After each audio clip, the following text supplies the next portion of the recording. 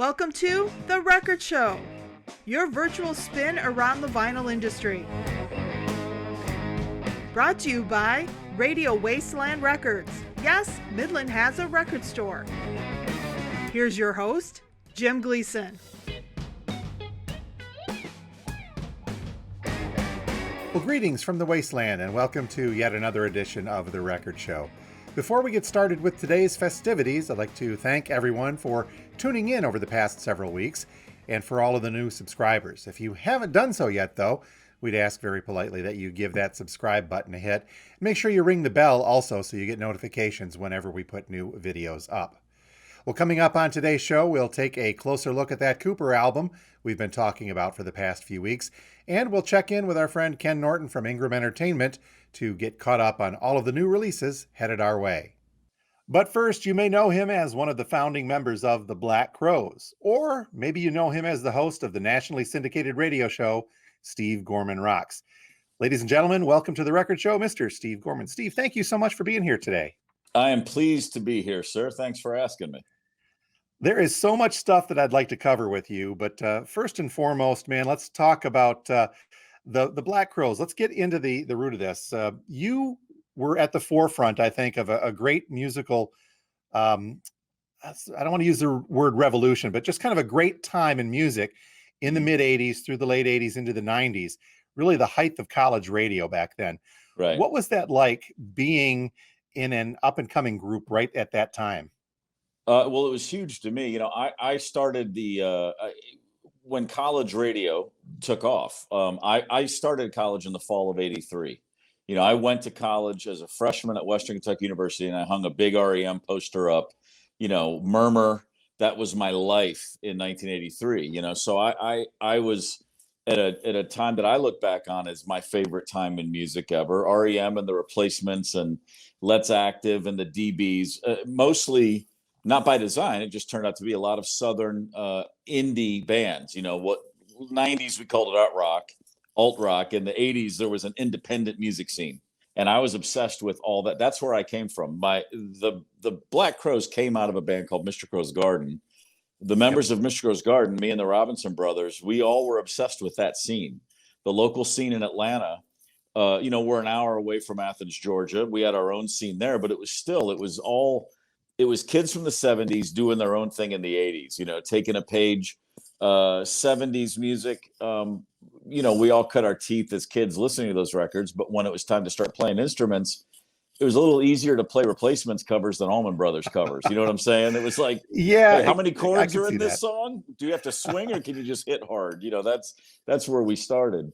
And then I think by the time the Black Crowes became a band of the 90s, we were a pretty good mix of 70s and 80s. You know, the music of the 70s, the vibe and mindset of the 80s, it all combined. That's who we were anyway. But to answer your question, the music scene of the mid to late 80s was everything to me. Now, as Shake Your Moneymaker hit, we just hit the 30th or 31st anniversary of that coming 31 out. years now. It came out in 31 years 90. now. So, wow. Okay. We're starting to feel a little bit there. What did that do to you as a musician and to the band as a whole to have that skyrocket? We wanted to be a great band. We wanted to be one of those bands, you know. So when Shake Your Moneymaker started to explode, it took about a year to really get hectic. The record came out in February of 90. It went platinum in January of 91. And then over the spring of 91, it sold another 3 million copies in 3 months. Now, that was when things started to get a little haywire around the edges, but we had really grown so much in that year. The calendar year 1990, we were on the road the whole year. As we grew individually as musicians, we grew collectively as a band, and it was a really great time. It was a great moment for the Black Crowes to arrive. Thankfully, the record blew up after we'd had a year to get good. If Shake Your Moneymaker had come out and done, like, say, compared to Nirvana, like if Shake Your Moneymaker had come out in February of 90, and by May of 90, it was the number one record in the world, I don't think we would have handled that well. I don't think we would have been ready for it. But, you know, when I think back to the day Shake Your Moneymaker was released, I worked in a record store in Atlanta, Georgia called Wax and Facts. It's still there.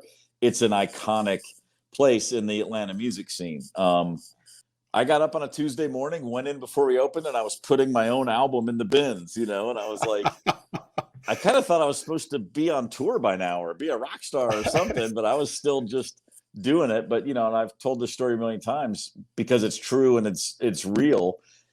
Seeing that album in that B section, like we didn't even have our own name tag. The Black Crowes didn't warrant their own piece of plastic with the name on it. So it was just the random B. It was in there with like next to the Bangles. I mean, you had the Beatles, you had Black Sabbath, but you didn't have a Black Crowes. You had and I'm flipping through it and I'm like, oh, Big Star, we're with Big Star now. And oh my God, that's great. We're with the Bangles and we're with all these B bands. And it felt amazing. I mean, I really felt like if this is as far as I go, this is amazing, Well, nowadays, though, people can catch you on the radio nightly on Steve Gorman Rocks. Tell me a little bit about how this came about. Well, I'd been doing radio for years. I did sports talk radio initially. And while I was doing that, though, I did have some thoughts on doing like a rock show.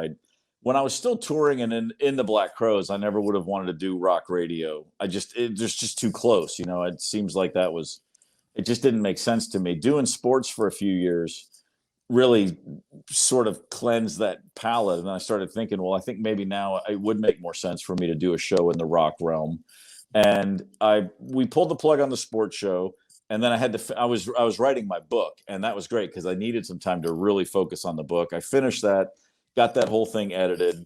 But as soon as I stopped the sports show, I had people contacting me about, are you interested in doing something else? And so we were putting together the show that became Steve Gorman Rocks was in the works within 2 weeks of me getting off the sports show. And so we've been on the air for, coming up on a year and a half now with Steve Gorman Rocks. It's 5 hours a night of music we all love. So the Steve Gorman Rocks heard, as you said, every night, weeknights, Monday through Friday, for 5 hours. And how many stations are you on with that? We're on about 50. Well, Steve, it has been a great, great pleasure talking with you. And I want to encourage fans of the Black Crowes and fans of Steve Gorman Rocks to check you out online. Where can folks find you? Where can they find your book? Where can they find your music? stevegormanrocks.com. If you're looking for the radio show, that's the easiest place to find it. And all the social media platforms are right there on that website. My personal Twitter is SGSFOX, SGS Fox. And then, my music, I have a band called Trigger Hippie, and we've been sitting on our hands for a year along with the rest of the world. But we put a record out in the fall of 2019, and we had been touring with that. And then, of course, everything stopped. But, Trigger Hippie, it's HIPPY. That's an easy band to find. Everything's online. These days it's easy. You just say GORMAN. Find me on the internet. It's easy. Got it. Yeah. Well, and the book Steve, the book is available anywhere. I mean, you can anywhere you buy books, you can find Hard to Handle the Life and Death of the Black Crowes. Appreciate that. Again, Steve Gorman, thank you so much for being with us here on The Record Show. What a great pleasure talking with you, and I wish you all the best as 2021 drags us ever forward. Yeah, right on, brother. Thanks. Well, joining us now on The Record Show, we check in once again with Ken Norton from Ingram Entertainment, getting us caught up on all of the latest goodies headed your way to an independent record store. You like the way I said independent? I think I'm a little tired today, Ken. How are you today? Hey, I'm doing well, Jim. How are you? Good, thanks. So what do we have to look forward to this Friday as far as the releases go? Well, there's a big rock record, new recordings from Kings of Leon, which has been a minute since they've had a record out. That record's coming this Friday, all new studio album for independent record stores only, and at Radio Wasteland. You can get the indie exclusive version. It's got not only a different colored vinyl, but the jacket on this one is different colored than the regular version too. So in this case, the vinyl itself is sort of a cream color and the jacket is red. I think the regular version, the jacket is cream color and the vinyl is black. These guys haven't been heard from in a little while, have they? It's been a minute for sure. I've only heard a track, but it sounds very faithful to what you'd expect from Kings of Leon. Cool. Well, what else do we have on the pipeline? Some things from a little further in the past, like Living with the Past, which is a Jethro Tull live album. Ear Music is putting out a special edition of that live concert from 2001. This time with 2 LPs and a CD in the package. And with that, you get additional live tracks, some acoustic sessions from radio and television from the same time period. Some of those supposedly just sound fantastic.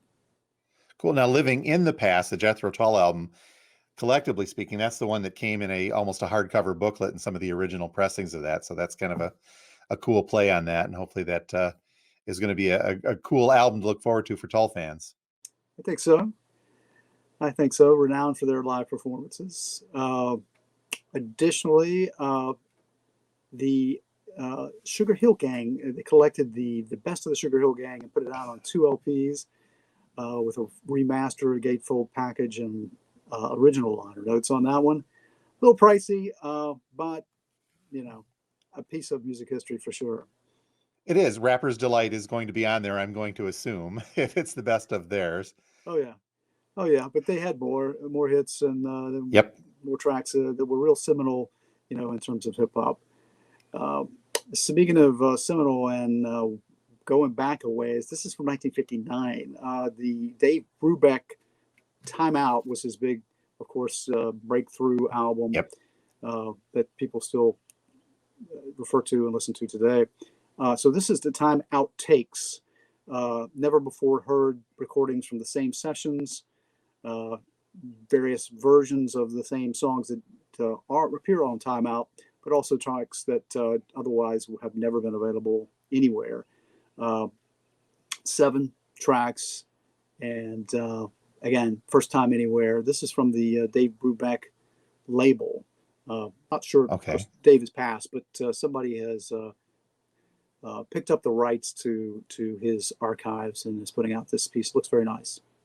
I'm very interested in looking at it. Timeout, the Take 5 and Timeout era of Brubeck, that is one of the jazz albums. If you're looking to get into jazz, that's one of the ones that you want to have in your collection. It's just originally a phenomenal piece of work. And I think some of the early ones, the early pressings, especially the old Columbia 6 Eyes, can be a little bit pricey on the collectible side. Yeah, real important album, but also extremely listenable, for almost any jazz fan. Cool. Looking forward to that. Now, not a new release, but kind of a big jump here is the Fleetwood Mac Rumors LP. This has been out of stock since, just around Christmas, correct? Just around Christmas, yeah. So due to huge demand, the TikTok phenomena hit. It was already one of the best-selling catalog LPs out there. And then, of course, the TikTok video exploded. And subsequently, there have been commercials and everything involving the actual members of Fleetwood Mac, too. So in any case, Rumors, the all-time classic, hasn't been available on vinyl since December. It's finally back in. They finally got some pressed up in the thousands, and yet they're going pretty fast. It was our number 1 selling record for last year at Ingram. Which is amazing for such a classic record to have that kind of a staying power. But again, it's Fleetwood Mac Rumors. Yeah. I mean, you know what you're getting. And I've heard people say, and I listened to it myself, that the mastering and the pressing on this particular version is just spotless, really great to listen to, great sound. So kind of can't go wrong with that one if you don't already have one, or if your old version is scratched up, you need it. It's a good one to be scratched up because it got used a lot. We see them come through used once in a while here and there. Well loved is the way that we like to put it. Okay, Ken, well, thank you once again for getting us caught up with everything that's happening this week with the new releases. And as we march through spring, see what I did there? We'll hopefully have a lot of more cool stuff coming our way. Thank you again, sir. Absolutely. My pleasure. Good to see you. And finally, today, we thought we'd take a closer look at an album we've been talking about here on the Record Show for the past several weeks. That is, of course, Alice Cooper's latest Detroit Stories. Released at the end of February on double LP, this is a great rock and roll album. Now, if you're an Alice Cooper fan, this really is going to be a must-have. But if you just like good, fun rock and roll, it's also a neat one to have in your collection. There are 15 cuts across 2 LPs, but here's the catch. We found out after the release that it is on 45 RPM. Now, it didn't mention that in any of the pre-order information that we had here at the store, nor does it say it anywhere on the album cover. In fact, the only place you really can see that it's a 45 is it's identified on the labels themselves. In very small print, you can see it says 45 RPM. Now, the fact that it is on 45 really shouldn't make much of a difference at all to the listening experience. In fact, the higher speed should improve the audio quality. Really, it's just a minor annoyance that you'll have to get up and flip it over after 3 or 4 songs on each of the sides. Now, speaking of the songs, it is a great mix of rock and roll across a couple of different genres. It's got the great Alice Cooper sound that you've come to know and expect on most of the cuts, but there's a ballady tune, that's a new word I've just invented, ballady tune, called Our Love Will Change the World, that almost has a doo-wop feel at times. It's the kind you probably would want to swing a lighter around if you hear it in concert. There is a touch of funk on the song $1,000 High-Heeled Shoes, and then also a touch of punk on a song called I Hate You. There's also a couple of very cool cover tunes on here, including Cooper's rendition of the famous Velvet Underground song Rock and Roll, but with a Detroit twist. Then one morning on a Detroit station, can't believe what she hears at all. She started dancing to that fine, fine music. Yeah, her life was saved by rock and roll. Despite all the conflagrations, you could just dance to that rock and roll session, and it was alright. Then, the other cover, as we talked about with Cooper a few weeks ago, is Bob Seger and the Last Herds' East Side Story. The night passed like 1,000 years, a tenant room that called to tears.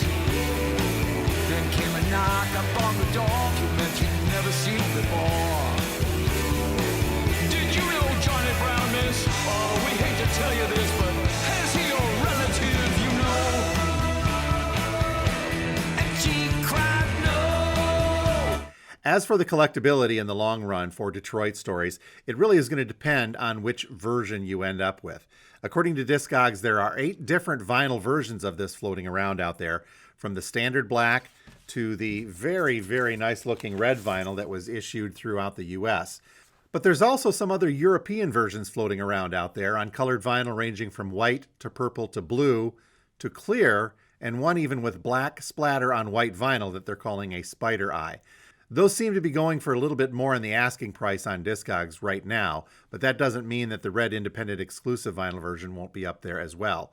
Most of the other colored vinyl versions, according to Discogs, say that they're limited to around 500 or 1,000 per pressing.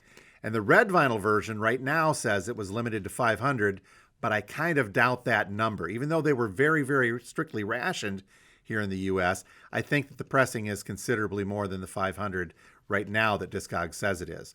We'll just have to pay attention to that in the long run to see how those numbers shake out. So again, the bottom line on Alice Cooper's newest Detroit Stories, if you're an Alice Cooper fan, then you probably are going to want this in your collection. And if you just like good, fun rock and roll, this is also another cool album to have. Don't expect any really deep levels of songwriting in here, because as Alice said a couple of weeks ago himself, it's a fun record. And that's really what this music is all about on here, just having fun with some great rock and roll. So check out Alice Cooper's Detroit Stories at an independent record store near you. You spin me right round, baby, right round, like a record, baby, round, round, round, round, round. You spin me right round, baby, right round, like a record, baby, round, round, round, round, round. Thanks for watching The Record Show. If you haven't done so yet, please make sure to subscribe to the Radio Wasteland Records YouTube channel. And be sure to hit that notifications bell so you'll be alerted every time we upload new content.